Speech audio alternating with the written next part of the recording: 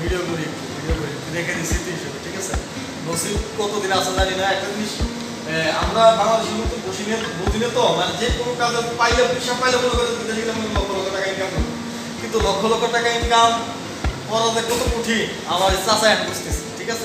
আমি যদি আমাকে বলতেন তাহলে দালালের বাইরে বা বুঝছেন, দালালের বুঝতো যে কারে লোক আছে, আমি বলে দিতাম যে এরকম এরকম সমস্যা।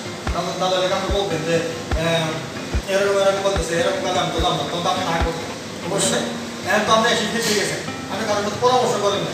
আপনি হয়তো দালালের বলছে, হয়তো আপনি ওখানে গেলে হয়তো 1000 রিয়াল বেতন দিতেছে আর 200 টাকা মানে তোমার মানে খরচের জন্য দিতেছে, তাহলে ওই আর এছাড়া তুমি টিপস পাবা, মানে মাসে 40-50 হাজার টাকা ইনকাম করতে পারো।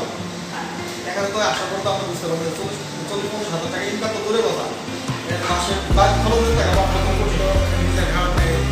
তাহলে এই ধরনের মনে করেন ফান্ডে যারা পরে বিদেশ আসে, যারা সৌদি আরবের মাটিতে আসে, তারা এই যে মনে করেন এই অবস্থা। মনে করেন সৌদি আরবের মাটিতে আমি আসছি, আমিও কিন্তু অনেক কষ্ট করছি।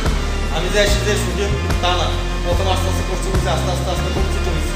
এখনো যে সুখে আছে তা না, বিদেশের মাটিতে কষ্ট সবসময় কষ্ট। তবে যদি আপনি দেশ থেকে তার বিদেশে আসতে চান, যদি কাজ কনফার্ম করে আসে, আমার কী কাজ দেবো, কোন ধরনের কাজ, বেতন কত, তাহলে সাকসেস। তবে আর বিদেশে আসতে গেলে কাজ শিখে আসতে হবে, ওয়ার্ল্ডিংয়ের কাজ, আপনার এসির কাজ, তাহলে মাসে, তারপর পেন্টিং, গাড়ি পেন্টিংয়ের কাজ, এ ধরনের কাজ শিখে তুমি খাও ঠান্ডা হয়ে যাবে। আমি খাওয়া দাওয়া করে আসি, আমি খাবো তোমার তাহলে মাসে 1-2 লাখ টাকা ইনকাম করার ব্যাপার না। আর আমার মতো যারা আসবো, মানে কাজ না জানা, এই চাচা আসছে কাজ, উনি দেশে অনেক টাকা ইনকাম করছে, 40,000 টাকা, অ্যান্ড উনি আসছে বিদেশে স্বপ্ন নিয়ে। আসলে আমরা যারা বিদেশে আসে স্বপ্ন নিয়ে আসি যে অনেক টাকা ইনকাম করবো, অনেক টাকা দেশে পাঠাবো, বাড়ি গাড়ি করবো। উনি বাড়িও করছে দেশে, ওনার বাড়িও আছে, সব আছে। সুখে খেতে ভোটে দেখলে আছে না, উনি সুখে খেতে ভোটে দেখলা হয়তো এজন্য আসছে, আল্লাহ নিয়ে আসতে ভালো কথা, আর টাকা ইনকাম করুক।